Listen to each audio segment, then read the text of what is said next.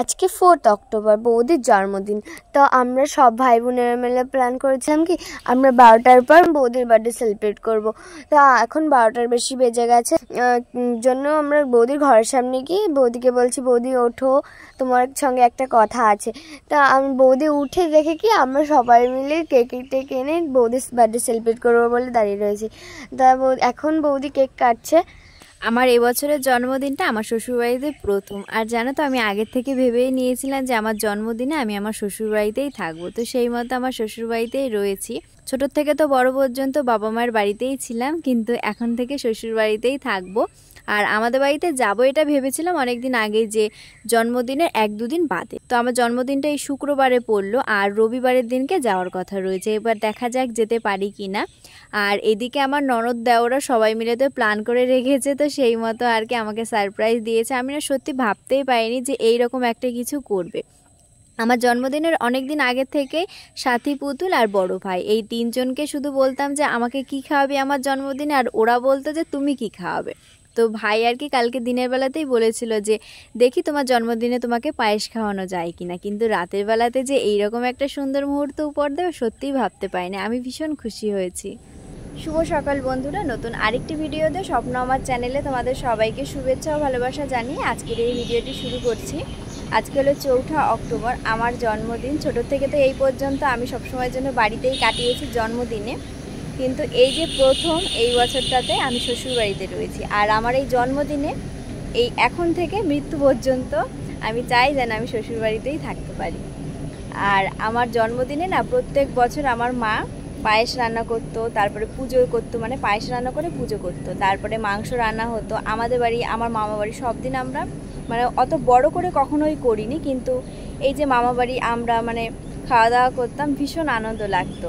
ওই যে অনেকে বলে না যে টাকা থাকলে তাও শ্রাদ্ধ হয়, অতটা করতে চাই না, কিন্তু এই যে ছোট ছোট খুশিগুলো, মানে ছোটোখাটো রান্না বান্না, খাওয়া দাওয়া সবাই মিলে একসাথে, এটা অনেকটা আনন্দের। তো ওই জিনিসগুলো ভীষণ আজকের থেকে মিস করব, মানে আর ওই জিনিসটা ফিরে পাবো না আজকের দিন থেকে, মানে প্রত্যেক বছর জন্মদিনে। কিন্তু একটা খুশি রয়েছে, সেটা হচ্ছে কালকে রাত্রে তোমরা দেখতেই পেয়েছিলে যে আমার ননদরা আমাকে সারপ্রাইজ দিয়েছিল। তো ওই একটা খুশি, আমি না সত্যি কখনো ভাবতেই পারিনি যে ওই রকম একটা কিছু করবে।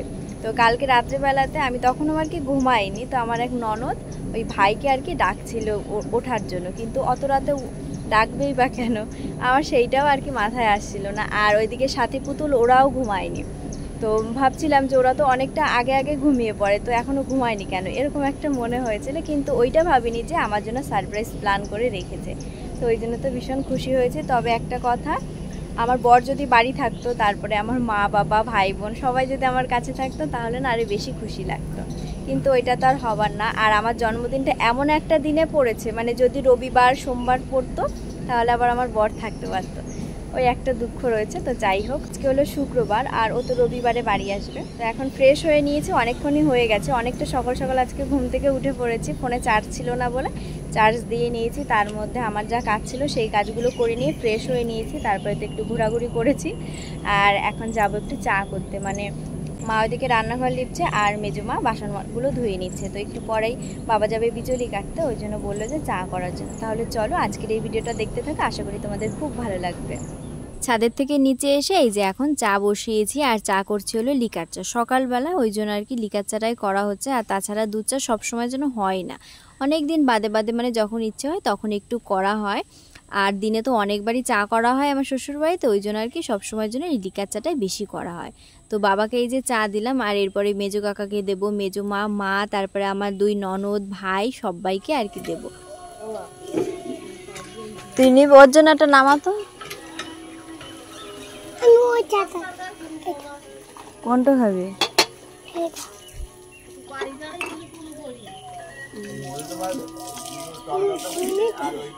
সবাইকে চা দিয়েছি, চা খাওয়া হয়ে গেছে। আর এদিকে কালকে রাত্রেবেলাতে তো কেক আনা হয়েছিল, তো সেই কেকটা আমার ননদ পিস করে রেখে দিয়েছে। আর এদিকে চা খাওয়ার পরে বাবা খাবে পান, তো বাবাকে বললাম কি যে আগে থেকে পান খেও না। আর এদিকে আবার কালকে রাত্রেবেলাতে পিঠেও করা হয়েছিল, তো চা খাওয়ার পরে বাবা খাচ্ছিল পিঠে, তো তারপরে বললাম যে আগের থেকে পান মুখে দিও না, তোমাকে কেক দেবো। তো বাবাকে কেক দিলাম, আর তারপরে এই যে এখন ভাইকে দিচ্ছি, কারণ ও তো রাত্রেবেলাতে জেগেছিল না, তো সেই জন্য এই যে সকালবেলাতে ওকে কেক দিচ্ছি।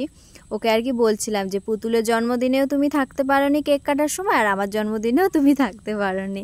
তো বলছে কি যে বড় হব তারপরে থাকতে পারবো, আমি কি জেগে থাকতে পারি অত রাত পর্যন্ত?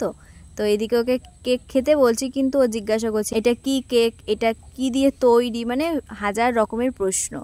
আর এত ছোট মানুষ তো, কিন্তু ছোটদের মতো কথা না, সবসময় যেন বড়দের, আসলে সব বড় মানুষদের মধ্যে থাকে তো তো সেই জন্য আর কি ওই হাবভাবগুলো ওর মধ্যে হয়ে গেছে। আর আমার শ্বশুরবাড়ির পাড়াতে এই 3টে বাচ্চাই আছে, মানে বাড়ির সামনের বাড়ি আর পাশের বাড়ি এই মিলে আর কি 3টে বাচ্চা। তো ওদেরকে ডেকে নিয়েছি কেক দেওয়ার জন্য। আর এইদিকে হয়তো ঠাকুমাই হয়, তো এই ঠাকুমাটা প্রথমে বসেছিল, তো আমি আবার কাকাকে দিতে গেছিলাম কেক, তো সেই সময় দেখছি কি যে নেই, তো ভেবেছিলাম কি যে হয়তো চলে গেছে। তো তারপরে আবার দেখলাম কি যে যাচ্ছে, মানে পান নিতে এসেছিল বাড়ির মধ্যে, তো সেইটা আর কি আমি দেখতে পাইনি। তারপরে আবার ডেকে নিয়ে তাই বসিয়ে তাই কেক দিচ্ছিলাম। আর এদিকে ওনার বাড়িতে নাতি রয়েছে, তাই জন্য আবার মা বললো কি যে একটু দিয়ে দাও, তাই জন্য আর কি মাকে দিচ্ছি, আর ওই বাচ্চাটার জন্য এখন পাঠিয়ে দেব। কালকে রাতের বেলাতে অনেকটা তাড়াতাড়ি খেয়ে নিয়েছিলাম, 8টার মধ্যে খাওয়া হয়ে গেছিলো। তো আজকে সকালবেলাতে আমার ওই জন্য তাড়াতাড়ি খিদে পেয়ে গেছে। আর আজকে সকাল সকাল রান্না হয়ে গেছে। আজকে ঠাকুমা রান্না করেছে ভেন্ডি সেদ্ধ আর আলু কুমড়োর তরকারি। তো আমি এদিকে আলু কুমড়োর তরকারি নিয়ে কুমড়ো ভাজা নিয়েছি। কালকে রাত্রেবেলাতে কুমড়ো ভাজা করে ভাত খেয়েছিলাম, আর কিছুটা ছিল, দেখলাম যে কেউ খায়নি, তো সেই কুমড়ো ভাজাটা নিয়েছি আর ভেন্ডি সেদ্ধ নিয়ে এসেছি। তো এখন খাওয়া দাওয়া করে নেব। খাওয়া দাওয়া করে নিয়েছি, তো অনেকক্ষণই হয়েছে। আর তারপরে টিভির ঘরে ছিলাম, মানে ভাই ছিল আর ওর কাছে আমি বসেছিলাম, টিভি দেখছিলাম।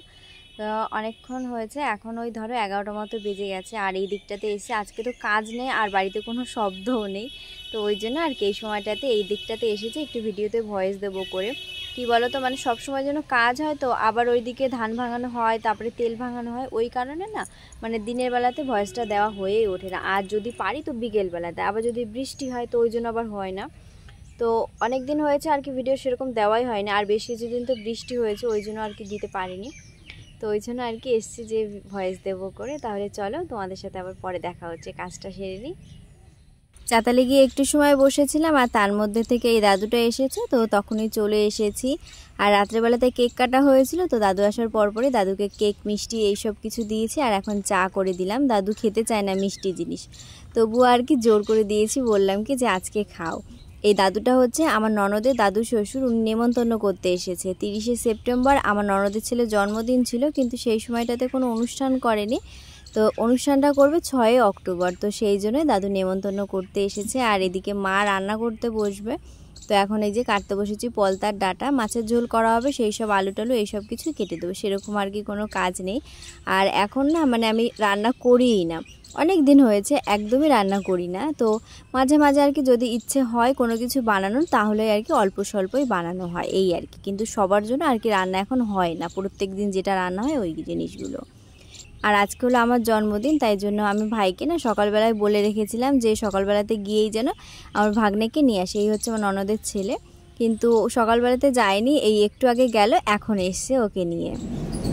মাঝে মাঝে এইরকমটা হয় যে মানে সময় কাটতেই চায় না, আবার এরকমটা হয় যে সময়টা কী করে চলে যায় বুঝতেই পারি না। তো আজকের দিনটাতে আমার ঠিক সেই রকমটাই হয়েছে, দেখতে দেখতে মানে অনেকটা বেলা হয়ে গেছে।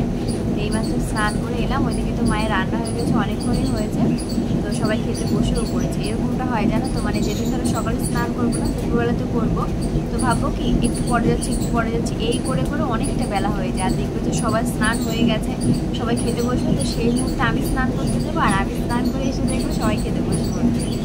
সবাই খাচ্ছে, এখন আমিও যাবো। তো চলো আবার পরে দেখা হচ্ছে। সবাই তো খেতে বসেছে, আর এইদিকে আমিও এখন খাওয়া দাওয়া করব। তো আজকে রান্না হয়েছে এই যে পলতার ডাটা নিলাম, আমার ভালোই লাগে তেতো জিনিস খেতে, ওই জন্য একটু বেশি করেই নিলাম। আর করা হয়েছে মাছের ঝোল, আলু দিয়ে ঝোল করা হয়েছে।